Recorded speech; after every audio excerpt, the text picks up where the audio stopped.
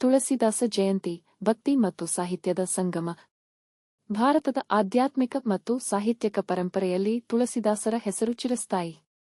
ಅವರು ಕೇವಲ ಒಬ್ಬ ಕವಿಯಲ್ಲ, ಬದಲಿಗೆ ಕೋಟ್ಯಂತರ ಜನರ ಮನಸ್ಸಿನಲ್ಲಿ ಭಕ್ತಿ ಮತ್ತು ಧರ್ಮದ ಬೀಜವನ್ನು ಬಿತ್ತಿದ ಮಹಾನ್ ಸಂತ. ಅವರ ಜಯಂತಿಯನ್ನು ಪ್ರತಿ ವರ್ಷ ಶ್ರಾವಣ ಮಾಸದ ಶುಕ್ಲ ಪಕ್ಷದ ಸಪ್ತಮಿಯಂದು ಆಚರಿಸಲಾಗುತ್ತದೆ. ಈ ದಿನವು ಅವರ ಅಮೂಲ್ಯ ಕೊಡುಗೆಗಳನ್ನು ಸ್ಮರಿಸಲು ಮತ್ತು ಅವರ ಬೋಧನೆಗಳನ್ನು ಜೀವನದಲ್ಲಿ ಅಳವಡಿಸಿಕೊಳ್ಳಲು ಒಂದು ಸುವರ್ಣಾವಕಾಶವಾಗಿದೆ. ತುಳಸಿದಾಸರ ಜೀವನ ಮತ್ತು ಹಿನ್ನೆಲೆ. ತುಳಸಿದಾಸರು ಕ್ರಿ.ಶ. 1532ರಲ್ಲಿ ಉತ್ತರ ಪ್ರದೇಶದ ರಾಜಾಪುರದಲ್ಲಿ ಜನಿಸಿದರು ಎಂದು ನಂಬಲಾಗಿದೆ. ಅವರ ಬಾಲ್ಯದ ಹೆಸರು ರಾಮಬೋಲ. ಬಾಲ್ಯದಿಂದಲೇ ಅನೇಕ ಕಷ್ಟಗಳನ್ನು ಎದುರಿಸಿದ ಅವರು ಗುರು ನರಹರಿದಾಸರ ಆಶ್ರಯದಲ್ಲಿ ಜ್ಞಾನಾರ್ಜನೆ ಮಾಡಿದರು.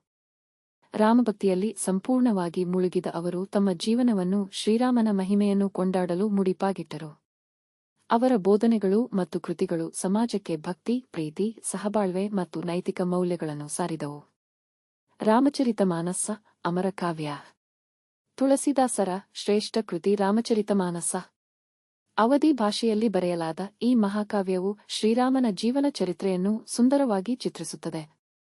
ಇದು ಕೇವಲ ಒಂದು ಕಾವ್ಯವಲ್ಲ, ಬದಲಿಗೆ ಹಿಂದೂ ಧರ್ಮದ ಒಂದು ಪವಿತ್ರ ಗ್ರಂಥವಾಗಿ ಪರಿಗಣಿಸಲ್ಪಟ್ಟಿದೆ.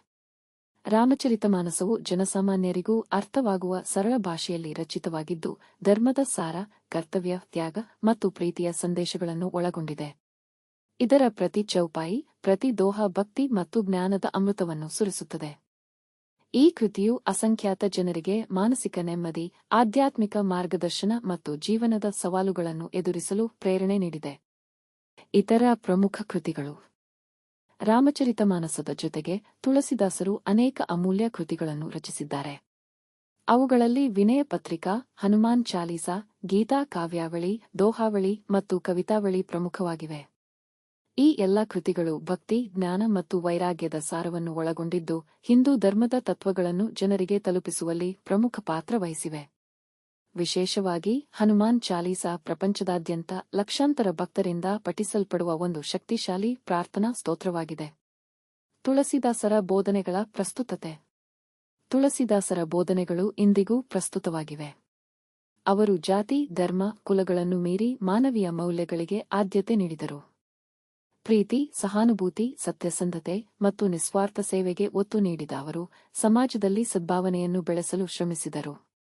ಅವರ ಕಾವ್ಯಗಳಲ್ಲಿ ಅಡಗಿರುವ ಜೀವನ ಪಾಠಗಳು ವ್ಯಕ್ತಿತ್ವ ವಿಕಸನಕ್ಕೆ, ಕುಟುಂಬ ಸಂಬಂಧಗಳನ್ನು ಸುಧಾರಿಸಲು ಮತ್ತು ಸಮಾಜದಲ್ಲಿ ಶಾಂತಿಯನ್ನು ನೆಲೆಸಲು ಸಹಕಾರಿಯಾಗಿವೆ.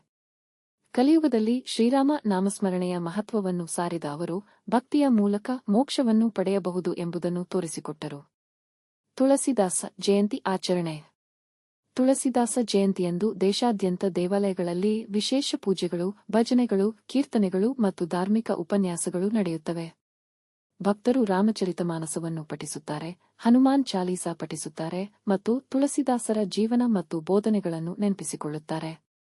ಅನೇಕ ಶೈಕ್ಷಣಿಕ ಸಂಸ್ಥೆಗಳು ಮತ್ತು ಸಾಂಸ್ಕೃತಿಕ ಸಂಘಟನೆಗಳು ಕಾವ್ಯ ಪಠಣ, ನಾಟಕಗಳು ಮತ್ತು ಆಧ್ಯಾತ್ಮಿಕ ಚರ್ಚೆಗಳನ್ನು ಆಯೋಜಿಸುತ್ತವೆ. ಈ ದಿನವು ಭಕ್ತಿ ಮಾರ್ಗವನ್ನು ಅನುಸರಿಸಲು ಮತ್ತು ಆಧ್ಯಾತ್ಮಿಕ ಜೀವನವನ್ನು ಬಲಪಡಿಸಲು ಪ್ರೇರಣೆ ನೀಡುತ್ತದೆ. ತುಳಸಿದಾಸರು ಕೇವಲ ಕವಿಯಾಗಿ ಉಳಿಯದೆ ಸಮಾಜ ಸುಧಾರಕರಾಗಿ, ಮಹಾನ್ ಸಂತನಾಗಿ ಮತ್ತು ಲಕ್ಷಾಂತರ ಜನರ ಮನಸ್ಸಿನಲ್ಲಿ ರಾಮಭಕ್ತಿಯ ದೀಪವನ್ನು ಬೆಳಗಿಸಿದ ದಿವ್ಯ ಚೇತನವಾಗಿ ಸದಾ ಸ್ಮರಣೀಯರು. ಅವರ ಜಯಂತಿಯ ಈ ಶುಭ ಸಂದರ್ಭದಲ್ಲಿ ಅವರ ಆದರ್ಶಗಳನ್ನು ಜೀವನದಲ್ಲಿ ಅಳವಡಿಸಿಕೊಳ್ಳೋಣ ಮತ್ತು ಭಕ್ತಿ ಹಾಗೂ ಮೌಲ್ಯಗಳ ಮಾರ್ಗದಲ್ಲಿ ಸಾಗೋಣ.